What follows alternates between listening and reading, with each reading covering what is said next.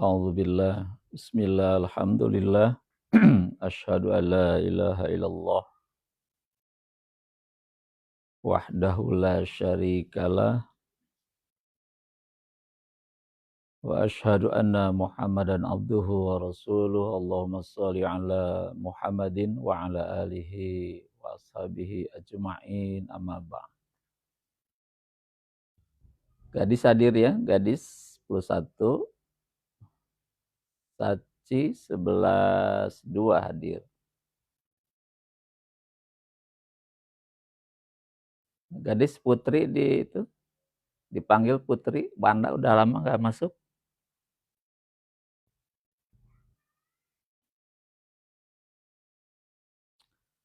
Alhamdulillah, kita senantiasa bersyukur kepada Allah karena sampai pagi hari ini, pagi atau malam sekarang, pagi ya, biar semangat pagi. Malam hari ini dengan semangat pagi kita bisa kembali hadir berjumpa dalam agenda rutin obrolan malam ya. Nur Aisyah hadir, 22, yang lainnya Kansa, mana Kansa?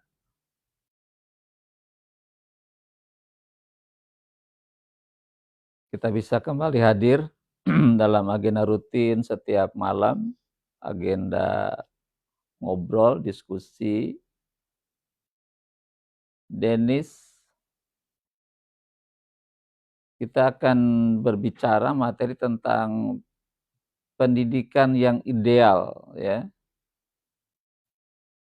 Pendidikan yang ideal di Indonesia, khususnya di SMA 4.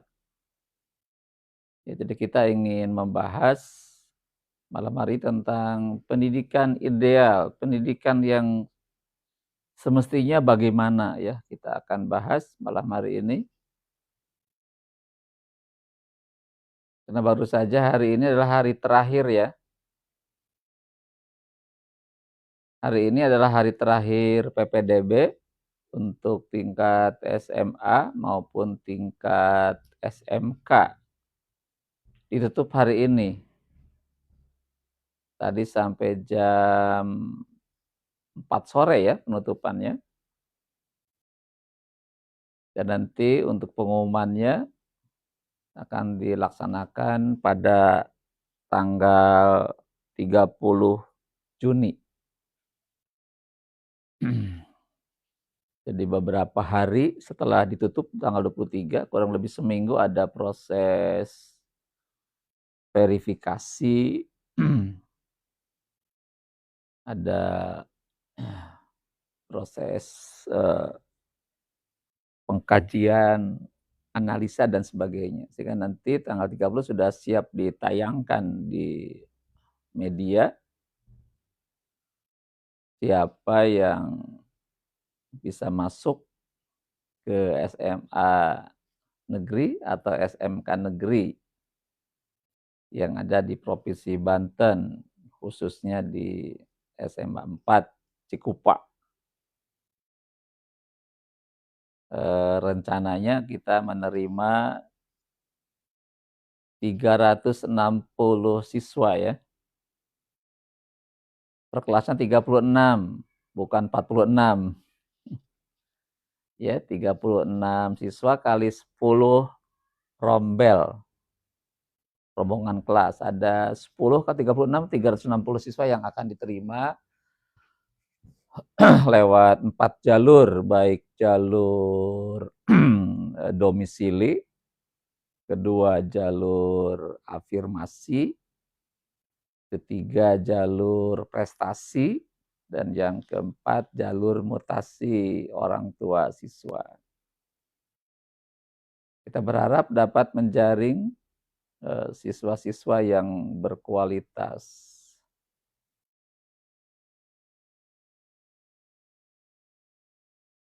Ada satu harapan ya untuk PPDB tahun ini. Ada satu harapan itu berharap menghasilkan pendidikan yang berkualitas ya. Ada satu harapan dengan PPDB tahun ini yang tahun sebelumnya terjadi banyak kericuhan di berbagai daerah karena akar masalahnya kan ada rekayasa ya, ada praktek apa tuh titipan dengan memberikan sejumlah uang, itu cukup ramai ya tahun lalu itu ya. Itu sedikit menjadi potret buram pendidikan Indonesia. Itu potret buram sebetulnya ya. Jadi kalau masuknya saja dengan ada rekayasa data ya, terus ada banyak selundupan, titipan sana sini, akhirnya yang terjadi pembengkakan jumlah siswa yang seharusnya 36 jadi di atas 40. 46. Wah, itu kurang kondusif secara manajemen kelas, itu tidak kondusif. Terlalu banyak siswa di kelas itu tidak kondusif. Tidak terorganisir dengan baik ya. Jadi butuh ada batas maksimal, itu harus diperhatikan. Ya, jadi harapan kita semua, harapan masyarakat juga, kita ingin PPDB tahun ini, sekarang namanya SPMB ya, seleksi penerimaan murid baru. Dulu kan PPDB, penerimaan peserta didik baru, sekarang SPMB. Berharap SPMB tahun ini adalah SPMB yang benar-benar jujur. Tidak ada rekayasa, tidak ada titipan sana sini ya, begitu. Di dalam Al-Qur'an surah Al-Isra ayat 79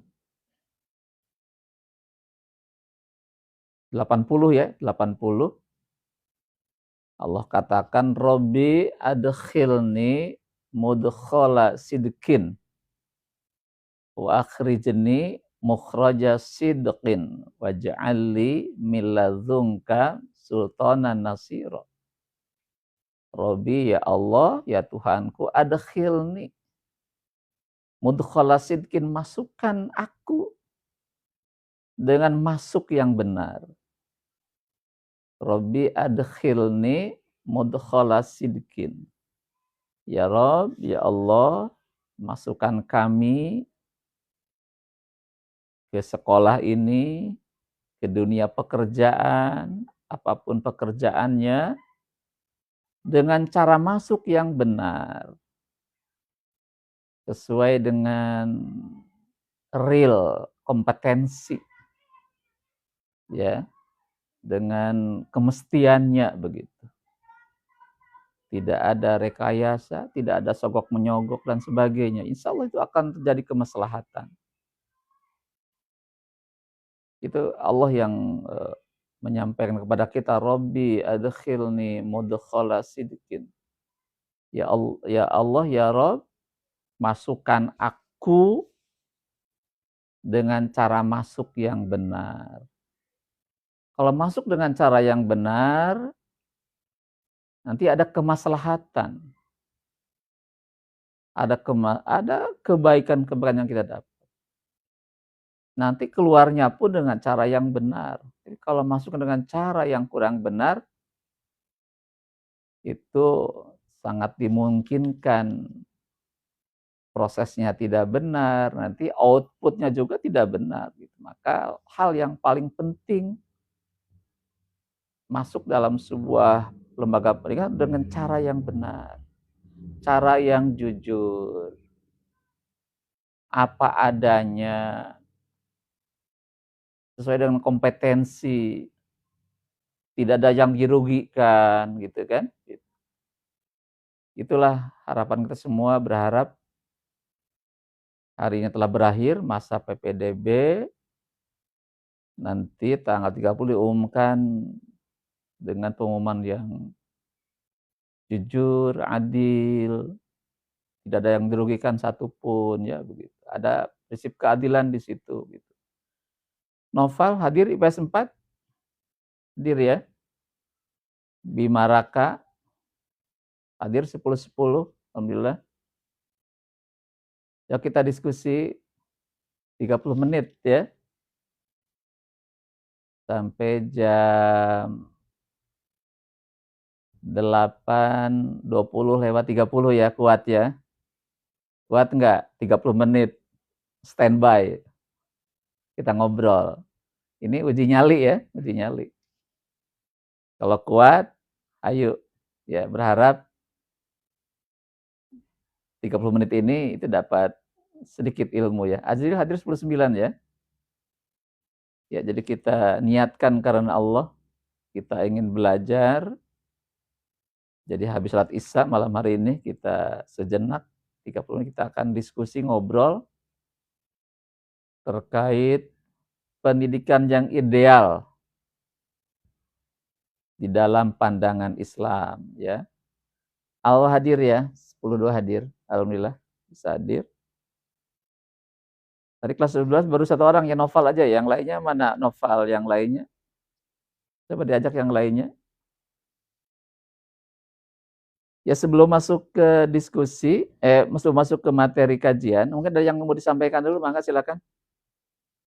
Ya silakan yang sudah hadir, yang sudah bergabung. Mangga ada yang mau disampaikan dulu? Ada yang ditanyakan dulu mangga sebelum masuk ke materi kajian malam hari ini. Kita akan membahas tentang pendidikan yang ideal dalam pandangan Islam itu seperti apa. Kita masuk lagi tanggal 17 kayaknya, 17 Juli ya. Karena 3 hari tanggal 14 sampai 16 itu MOS, masa orientasi siswa, siswa baru. Mungkin tanggal Kamis, Jumat itu sudah mulai masuk ya.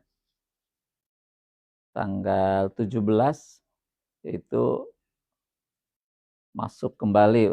Liburnya lumayan. Liburnya sebulan ya, lebih ada 3 minggu atau sebulan nih liburnya. Jadi manfaatkan waktu libur itu, jangan dipakai main semuanya.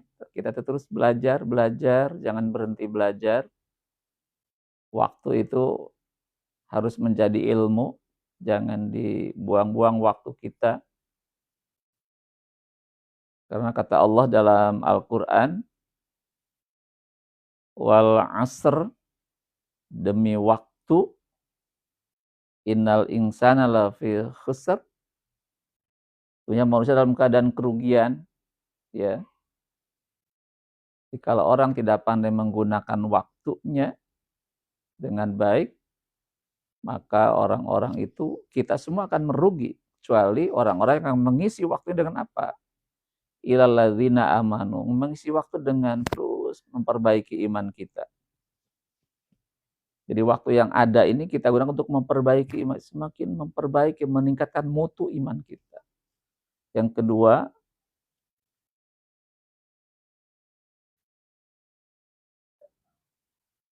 kelas 12 ya nanti insya Allah. Kalau nanti ditakdirkan Allah kita ketemu di kelas 12 ya gitu. Yang kedua mengisi waktu dengan amal soleh wa amilus solihat, mengisi waktu dengan amal, terus beramal yang baik. Sekalipun kecil lakukan kebaikan itu.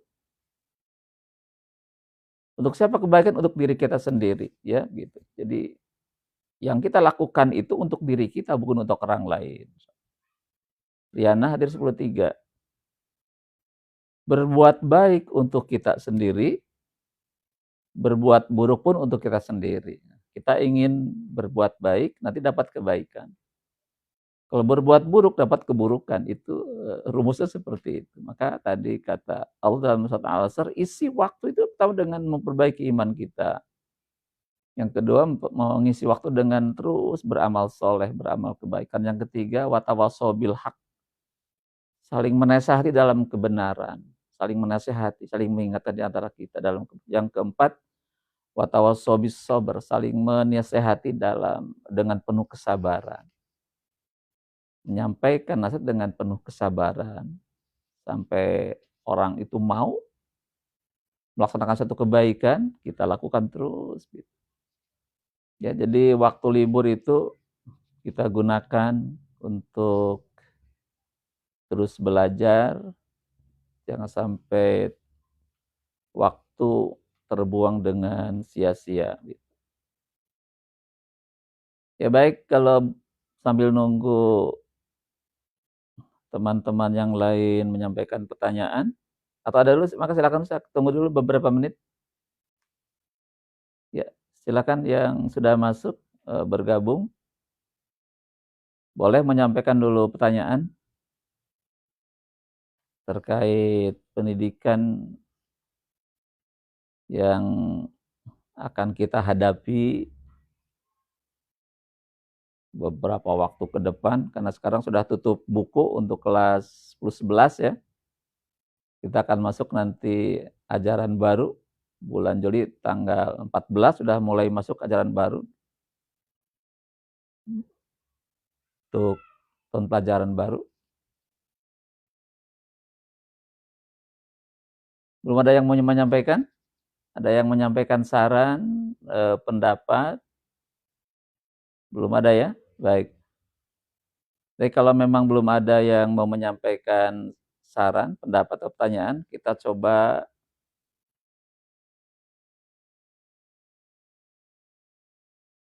guru agama kelas 12 nanti Bu Neneng atau siapa nanti ya? Enggak, saya kurang tahu ini sampai hari ini belum ada bocoran. Katanya harus terus sama gurunya, gimana? Berarti Bu Neneng ya kelas 12 ya? Kalau tidak ada pergantian berarti Bu Neneng ya. Kalau masuk rohis, wah dikasih hadiah itu. Akan diistimewakan nanti yang masuk rohis itu. Ya, jadi kalau mau masuk rohis, kenapa diistimewakan? Karena mereka mau berjuang untuk agama ya. Waalaikumsalam. Siapa ini? Kazuya Siai. Waalaikumsalam. Siapa ini? Kazuya. Saya bergabung.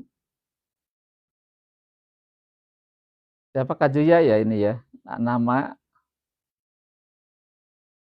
Oh, Danang. Danang lulus tahun berapa, Nang? Danang lulus tahun berapa? Danang itu ada berapa ya? Ada 2 Danang itu. Tahun sekarang Danang. Oh, Danang. Iya ya benar. IPA 5 ya. Iya ya IPA 5 tahu. Ya Danang. Danang standby ya. Standby Danang. Danang mau nanya apa nih? Ada pertanyaan enggak malam hari ini? Yang masih Danang? Ya baik, kalau memang belum ada, kita akan membahas tentang pendidikan yang ideal ya di dalam pandangan Islam. Kita merujuk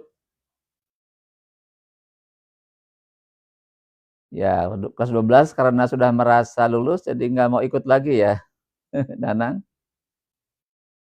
Karena udah lulus jadi sedikit yang gabung pada kajian malam hari ini. Berharap Danang sempatkan waktu untuk ngobrol, diskusi ya, biar ada sedikit tambahan ilmu ya, gitu. Walaupun udah lulus tetap aja ikut ya, jangan berhenti untuk belajar. Ya, kalau kita merujuk kepada Al-Quran, ya, seperti apa pendidikan yang ideal itu? Kita lihat surah Al-Mujadilah ayat 11. Ayat 11 rujukannya. Allah katakan di tengah-tengah ayat, yarfa'illahu alladzina amanu minkum walladzina utul ilma darajat. Ulangi ayatnya. Al-Mujadilah ayat yang ke-11. Di tengah-tengah Allah katakan, yarfa'illahu alladzina amanu walladzina utul ilma darajat. Allah akan mengangkat derajat yang tinggi orang-orang yang beriman dan berilmu pengetahuan. Saya ulangi lagi, Allah akan mengangkat derajat orang-orang yang beriman dan diberi ilmu pengetahuan.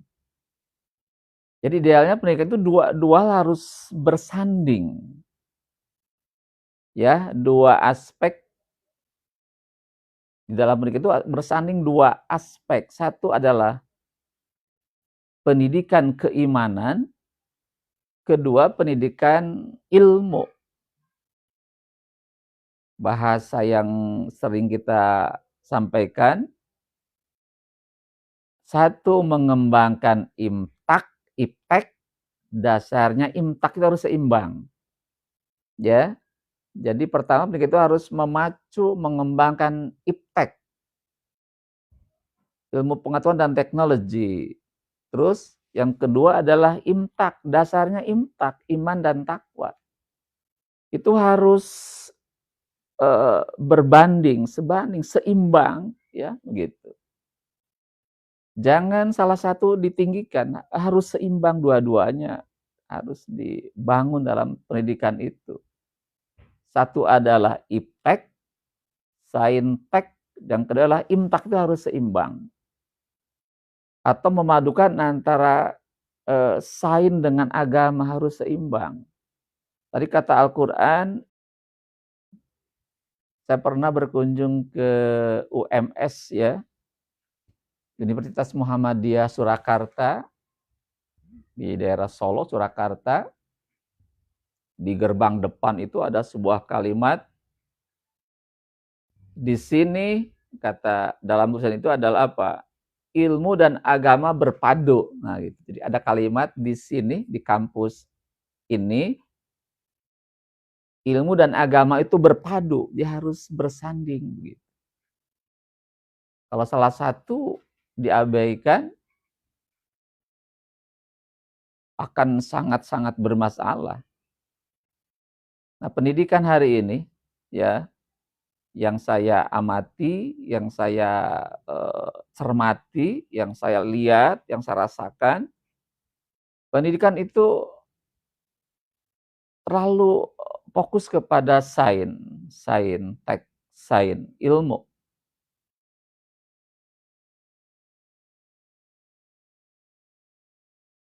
UN diadakan lagi ya, nanti tunggu tanggal mainnya, betul nggak?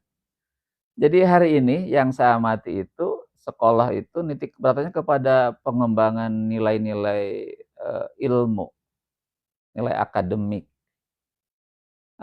Alex hadir ya, waalaikumsalam.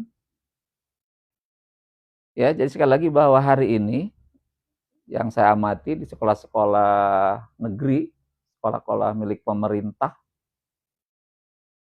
SMP maupun SMA negeri, juga SMK negeri, titik beratnya kepada sains, kepada ilmu, pengembangan ilmu, ya. Sementara agamanya lemah, lemah agamanya itu. Coba lihat di mapelnya saja ya, kurikulumnya juga Anda lihat, kita lihat. Dari 16 mapel itu, dari jumlah jamnya, untuk agama murni, itu cuma 3 jam pelajaran, dari 42 jam ada 3/42. Itu murni 3 jam itu. Nah, di luar yang 3 jam itu kandungannya, muatannya ya mapel yang diajarkan. 3/42 itu sangat-sangat sedikit. Dulu pernah ada beberapa tahun yang lalu, tahun 90-an ada kurikulum IPTEK berbasis IMTAK. Nah itu. Saya pernah melihat di tahun 90-an ada kurikulum itu IPTEK berbasis IMTAK.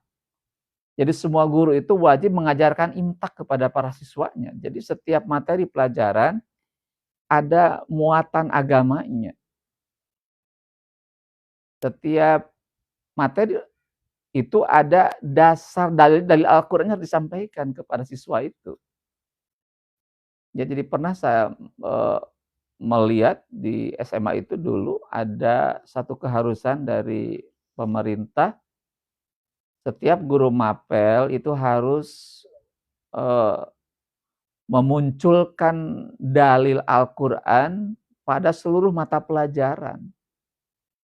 Jadi agama dilibatkan dalam seluruh pelajaran. Jadi Al-Qur'an itu masuk ke dalam seluruh mapel. Wah, itu hebat banget, gitu kan. Hanya pada realisasinya itu yang bermasalah. Kalau itu dilaksanakan dengan baik, ya itu hasilnya pasti akan baik, ya gitu. Nah, hari ini apa yang saya alami perkembangan tahun 2000 ke sini ini, ya mapel ini ya berdiri sendiri. Tidak ada campur tangan agama kepada mapel itu, gitu kan. Tidak ada kewajiban guru mapel menyampaikan Al-Qur'an kepada para siswanya. Guru biologi tidak ada kewajiban melampirkan ayat tentang proses penciptaan manusia dalam bab itu. Tentang penciptaan manusia itu tidak diharuskan mengangkat ayat tentang itu, gitu kan, gitu. Akhirnya begitu berdiri sendiri, gitu. Jadi akhirnya dari segi sains hari ini kita maju, dari sains, ya, sementara agamanya semakin melemah. Kenapa demikian? Karena memang dari proses pendidikan ini, ketika siswa itu daftar ke perguruan tinggi negeri, yang dinilai apanya? Pengetahuannya, pemahaman sainsnya, ilmunya. Bukan dari pemahaman aplikasi agamanya, enggak. Ya, gitu. Jadi yang ketika siswa itu masuk ke PTN, masuk ke dunia kerja, sudah hadir ya. Jadi ketika masuk ke PTN, ke dunia kerja, itu yang dilihat itu adalah nilai sainsnya, nilai pengetahuannya. Bukan nilai agamanya, gitu. Alhamdulillah sehat ya, alhamdulillah. Malam ini bisa kembali tayang. Kemarin nggak tayang ya. Kita lagi kurang fit kemarin ya, gitu. Sekarang alhamdulillah bisa kembali tayang.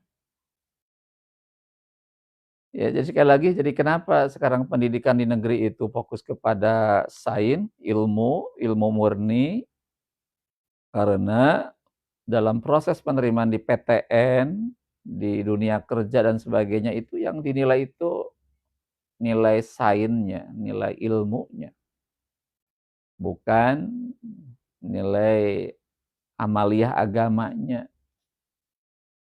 Tidak ada pengujian Al-Quran ketika masuk ke PTN. Tidak melihat dulu bagaimana amaliyah sholatnya. Tidak nilai seperti itu. Itu kadang-kadang terabaikan. Makanya tidak heran kalau hari ini ya, kalau saya lihat pada hari ini, orang-orang yang menguasai ilmu sains murni, ilmu sains dan teknologi itu, kalau tanpa ada agama yang menguat, yang kuat agamanya, ketika diberikan jabatan, apalagi jabatan itu di situ mengandung banyak rupiah, apa yang terjadi sekarang? Ada kasus korupsi yang sekarang semakin menggila. Ya, sekarang korupsi hari ini mencapai 1.000 triliun.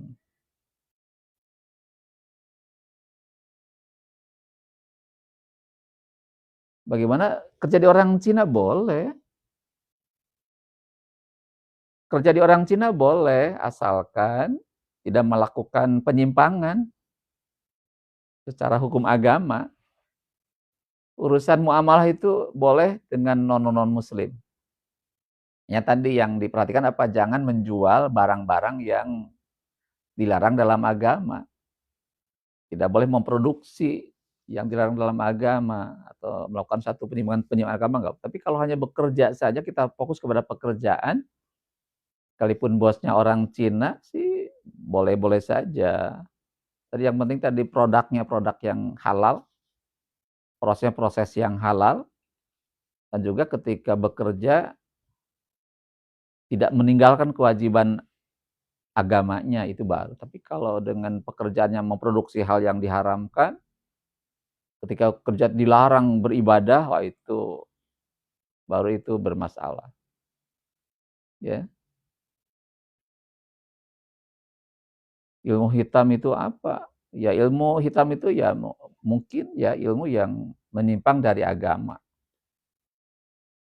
Ilmu yang menyimpang dari agama, ilmu yang menyimpang dari Al-Quran.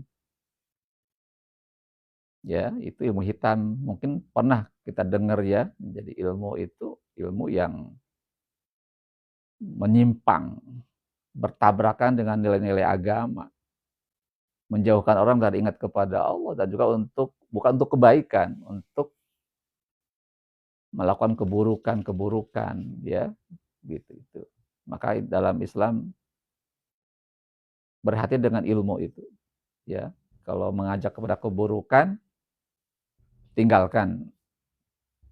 Kalau mengajak kebaikan, ilmu itu lakukan, pelajari terus, ya. Ilmu agama itu harus kita pelajari karena itu membawa kepada kebaikan.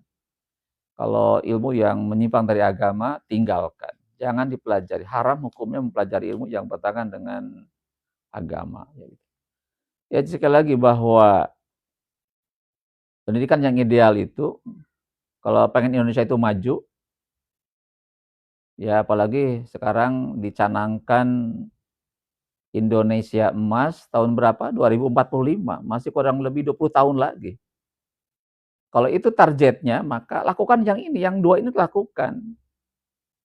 Ipteknya dikuasai, imtaknya dibangun dengan sangat kuat. Kalau imtak nggak dibangun, iptek tidak bisa menjamin orang berakhlak mulia. Ya, tidak ada jaminan. Itu yang membangun akhlak itu kan agama. Karena beda prinsip ilmu dengan agama itu berbeda. Kalau ilmu itu mungkin nanti ada prinsipnya, ada untung rugi gitu ya gitu. Kalau agama benar salah, itu kan beda prinsip. Gitu. Ya makanya kalau pengen negeri kita nanti membentuk generasi emas 2045, maka hari ini di sekolah negeri lakukan dua hal ini. ilmunya transfer dengan sebaik-baiknya, sampai memahami ilmu itu. Setiap guru menyampaikan materi sesuai dengan mapelnya masing-masing, tanam kuat apa sampai benar-benar dipahami dengan baik oleh siswa. Dan siswa pun sungguh-sungguh mempelajarinya. Repan hadis 22 ya. Siswa juga sungguh-sungguh serius belajarnya. Jadi saat sekarang kendor, melemahnya semangat belajar, kan coba diperbaiki semangatnya dulu. Ketika guru masuk, punya keinginan, saya pengen belajar yang sungguh-sungguh. Jadi pulang itu dapat ilmu yang banyak. Jadi yang pertama, ilmu benar-benar ditanamkan ke siswa, sampai betul-betul paham, mengerti ilmu itu. Yang kedua, kuatkan agamanya. Dikuatkan amal ibadahnya. Ya, misalkan begini di SMA 4, ya, yang kita saksikan hari ini di SMA 4. Setiap pagi tadarus dulu. Ya, semua siswa tadarus dulu. Tidak ada yang guru pun tadarus semuanya. Kepala sekolah, wakil kepala sekolah, guru-guru, TU semuanya ngaji bareng. Siswa juga ngaji bareng. Jangan siswanya ngaji, misalkan ada guru yang tidak ngaji atau siapa ngaji, itu kurang bagus. Jadi kalau serius, ya HP sangat berpengaruh kepada pergaulan kita ya. Maka harus pandai-pandai memanage menggunakan HP. Bagaimana agar HP itu bermanfaat, bukan malah menjerumuskan kita. Tuhan kita bukan HP. Ya, gitu. Jadi kita sekarang terganggu oleh HP kadang-kadang karena tidak pandai memanage, menggunakan dengan baik, akhirnya kita jadi korban HP ya. Belajar males, ibadah juga terbengkalai gara-gara itu. Sekali lagi di SMA 4 sudah ada program yang sangat bagus ya. Kurang lebih 6 tahun yang lalu dicanangkan ada tadarus bersama. Saya sebagai motornya di situ. Saya berharap di SMA 4 dari mulai kepala sekolah, wakil kepala sekolah, guru-guru semuanya, terus TU sampai OB, satpam, terus anak-anak, siswa semuanya ngaji bareng gitu. Ngaji bareng itu begitu. Tapi yang saya lihat kan tidak begitu hari ini. Berapa persen yang tadarus itu di kelas ya? Paling hanya 10% saja, seperempatnya ya. Sepersepuluhnya, 10%, sepersepuluhnya yang itu. Yang lainnya tidak serius. Terus ada program sholat berjamaah tuh. Kalau sungguh-sungguh ada kebijakan sekolah, ayo kita ketika waktu zuhur dan asar, semua warga sekolah, dari mulai kepala sekolah, wakil kepala sekolah, guru, TU, siswa, semuanya sholat. Tekniknya bisa diatur. Kalau tidak sekaligus dilaksanakan karena terbatas ya, kita bisa bertahap. Ada kloter 1, 2, 3. Tapi yang penting ketika itu semuanya dengan penuh kesadaran, juga ada satu aturan yang mengikat semua siswa dan warga sekolah harus sholat dulu. Kalau itu diterapkan dengan baik, saya yakin ada revolusi di situ. Ada revolusi akhlak. Dampaknya sangat hebat. Nanti akhlaknya akan semakin baik. Jadi kalau pagi-pagi tadarus dan waktu zuhur asar berjamaah semuanya, apalagi waktu istirahat ada duha, sholat duha dulu ya. Ada di mana, di kelas 10, 11, ada di P5 tuh ada sholat duha dulu. Kalau itu dilakukan dengan serius sungguh-sungguh, oh hasilnya luar biasa. Itu akan dampaknya kepada akhlaknya akan semakin baik. Jadi nanti ibadah itu akan membuahkan akhlak gitu. Ya, jadi kalau ibadah dibangun dengan baik, dengan serius, menjadi satu kebijakan sekolah, itu kan dampaknya kepada akhlak akan terbentuk dengan sebaik-baiknya. Kenapa dengan ibadah akan berdampak pada akhlak? Salat itu bagaimana konsisten menjaga salat 5 waktu? Susah banget, itu harus ada pembiasaan, ya, harus ada pembiasaan. Yang kedua harus ada tekad yang kuat, saya harus salat, saya harus bangun pagi, saya jangan sampai kesiangan itu. Lakukan selama 40 hari, bisa enggak? Ya, 40 hari konsisten salat 5 waktu, bangun pagi 40 hari saja dulu, 40 hari. Nanti rasakan, ya, coba yang susah salat, coba lakukan 40 hari saja dulu. Itu jangan sampai ada satu waktu pun yang tertinggal. Terus bangun pagi jangan ada yang kesiangan. Nanti rasakan bagaimana yang akan terjadi, ya, gitu. Oh iya, sekarang masih ngajar di SMA Cikupa, masih. Putu ya ini, Putu Divya. Masih ngajar sekarang. Sekarang lagi ini, udah masuk waktu libur, hari pertama libur, udah bisa gabung ya. Putu, lulusan tahun berapa ini? Tahun berapa lulusnya Putu?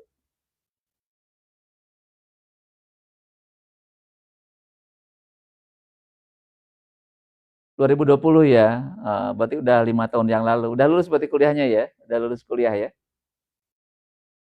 Alhamdulillah ya, semoga sukses ya.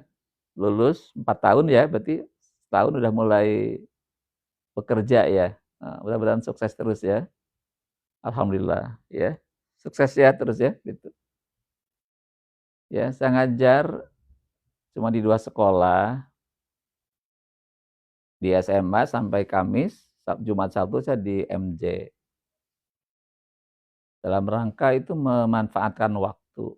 Jangan sampai waktu itu kosong, tidak dimanfaatkan ya. Jadi 4 hari di SMA, 2 harinya di MJ. Gitu, kita gunakan waktu. Ilmu itu harus ditransfer ya, begitu. Jadi sekali lagi, jadi kalau pengen Indonesia maju ya, Indonesia maju ke depan, itu mengubah pendidikan dulu yang paling pokok. Kalau ingin mengubah suatu bangsa, ubah dari pendidikannya dulu.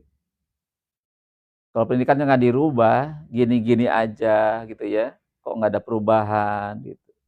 Ya ke depan Indonesia tidak ada kemajuan. Idealnya kita sebuah negeri superpower semestinya. Banyak SDM yang hebat sebetulnya ya. Banyak orang-orang cerdas di Indonesia itu. Gitu. Makanya untuk Indonesia maju ke depan, pendidikannya harus dirubah sekarang. Dirubah. Satu, ipteknya dibangun dengan baik. Dibangun dengan baik, imtaknya juga dibangun dengan baik. Harus seimbang dua-duanya. Nah kalau sekarang kan ipteknya bagus gitu kan. Hanya imtak ini yang belum dibangun dengan serius, enggak serius membangun imtaknya. Ya, kayak di SMA 4 ini kan urusan ibadah kadang anak dibiarkan saja. Mau sholat mau tidak terserah anak gitu kan. Enggak serius. Mau sholat duhur mau enggak terserah anak. Sholat asarnya mau sholat mau enggak terserah anak. Biarkan saja mau sholat mau enggak itu. Ya gitu. Itu akan berdampak sangat serius gitu kan.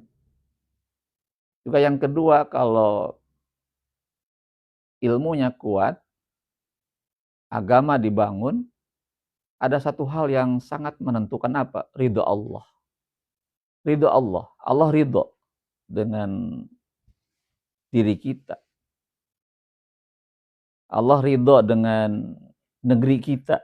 Kalau semua orang itu ibadahnya kuat. Tapi kalau ibadahnya kurang baik, Allah nggak ridho. Allah nggak ridho. Ya makanya kalau pengen dapat ridho Allah,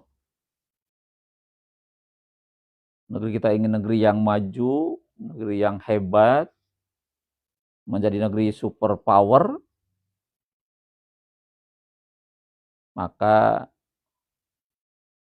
dua-duanya harus dibangun.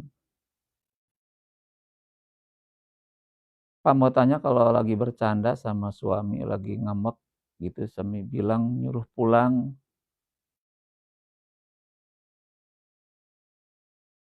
rumah mertua bukan rumah orang sendiri termasuk. Kalau ada niat menceraikan, itu jatuh talak. Ya, jadi kalau suami nyuruh pulang dengan niat untuk menceraikan, itu jatuh talak. Ya, itu namanya talak dengan kalimat yang kinayah. Jadi sindiran. Kalau kalimat yang mutlak itu dengan menggunakan talak. Jadi hari ini aku talak kamu, itu jatuh talak. Itu talak yang mutlak seperti itu. Ya, talak yang pasti, yang jelas. Ya, kalau talak kinayah itu talak dengan menggunakan kalimat kiasan. Ya, udah pulang aja ke rumah orang tuamu gitu. Itu udah kalau ada niat untuk menceraikan dengan itu sudah jatuh talak. Tapi kalau nggak ada niat untuk menceraikan, cuma bercanda saja, itu nggak jatuh talak. Jadi kalau suami bercanda, kalau dalam keadaan marah ya, dalam keadaan marah suami kepada istrinya, udah kamu pulang aja sana ke rumah orang tuamu gitu kan gitu. Itu kalau nggak ada niat, apalagi dalam kondisi marah tidak jatuh. Tapi kalau dia ada niat dalam hatinya, kalau menggunakan talak atau takut kaget, ya maka dia menggunakan kalimat kinayah, kalimat sindiran. Udah, mulai hari ini engkau pulang saja ke rumah orang tuamu. Itu udah jatuh talak gitu. Setelah jatuh talak itu maka tidak boleh lagi bergaul seperti biasa antara suami dan istri. Tetapi bisa rujuk kembali gitu kan gitu. Bisa rujuk lagi. Bagaimana cara rujuknya? Nah, sebelum habis masa iddah, jadi kurang lebih 3 bulan 10 hari, si suami mengajak kembali lagi, yaitu boleh balik lagi, rujuk lagi namanya gitu. Kalau sudah lewat masa iddah, suami belum mengajak balik lagi, kita disuruh pulang nih ke rumah suami nggak pernah manggil, tidak pernah ngejemput, telepon enggak, ngejemput enggak, ya sudah. Itu kalaupun nanti mau nikah harus nikah yang baru lagi, bukan rujuk itu mah, nanti nikah yang baru lagi gitu. Nah, jadi hati-hati kepada suami kalau berbicara kepada istrinya, jangan sampai itu keluar kata-kata itu, ya. Gitu. Udah pulang saja ke rumah orang tuamu. Nah, itu. Kalau sampai itu terucap, bagi ada niat dalam hatinya, maka itu sudah jatuh talak. Tapi secara kinayah, secara sindiran. Barangkali jawabannya ya untuk kasus. Besok live ya, insya Allah besok besok ya, malam Rabu ya, insya Allah kita akan tayang lagi. Mungkin lebih awal sekarang tayangnya ya, jam 8 kurang 15 menit sudah tayang, biar nggak terlalu ngantuk. Biasanya kan jam 8.30 ya, sekarang kita majukan saja karena sholat isya sekarang lebih awal, jam 7.3 udah sholat isya, biar tidak ngantuk berarti kita lebih awal saja. Ya, jadi kesimpulannya kajian malam hari ini, jadi pendidikan yang ideal dalam Islam adalah menguatkan iptek ya, dengan dasarnya adalah imtak. Itu harus berjalan seimbang. Jadi ipteknya diperkuat, transfer ilmunya benar-benar serius, sungguh-sungguh, guru mengajar sungguh-sungguh, Yang kedua, imtaknya dibangun ibadahnya, ya, dibangun interaksi dengan Al-Qur'annya dibangun, dibiasakan. Sekolah buat satu kebijakan, wajib tadarus, wajib sholat duhur berjamaah, atau juga disunahkan ke anak-anak untuk istirahat itu sholat duha, dan juga anak wajib mengenakan busana muslimah selama di sekolah dan di rumah gitu ya gitu. Yakin itu hasilnya akan semakin baik ya. Ke depan Indonesia sebuah negeri yang hebat. Jadi cita-cita praktisi pendidikan di mana 2045 ada generasi emas itu akan terbentuk. Yakin akan terbentuk. Kita jadi sebuah negara superpower yakin. Ya, jadi nanti tahun 2045 kalau memang pendidikannya IPTEK dan IMTAK dibangun secara bersamaan, saya yakin 100% bahwa nanti ke depan kita akan sebuah negeri yang maju, negeri superpower, akan mengalahkan semua negara. Tapi kalau IPTEK dan IMTAK tidak sejalan, ada yang dilemahkan, ada yang diunggulkan, itu jangan harap. Itu namanya sebuah ilusi saja, ya, ilusi. Artinya tidak akan pernah terrealisir dalam kenyataan begitu. Ya, itu barangkali kajian pada malam hari ini sudah kurang lebih 45 menit ya, 45 menit lebih. Berharap pertemuan ini dapat menambah ilmu ya, menambah amaliah kita juga, memotivasi amaliah kita. Dan yang penting Allah ridho. Allah memberikan pahala kepada kita dan Allah ridho dengan aktivitas malam hari ini. Ya, insya Allah. Kalau Allah ridho dengan kita, maka rahmat Allah akan dapat kita raih. Ya, demikian. Tutup dengan hamdalah. Alhamdulillahirabbil alamin. Subhanaka Allahumma wa bihamdika asyhadu alla ilaha illa anta astaghfiruka wa atubu ilaik. Assalamualaikum warahmatullahi wabarakatuh. Terima kasih yang telah hadir. Ya, selamat beristirahat ya. Insyaallah besok pagi kita bangun subuh.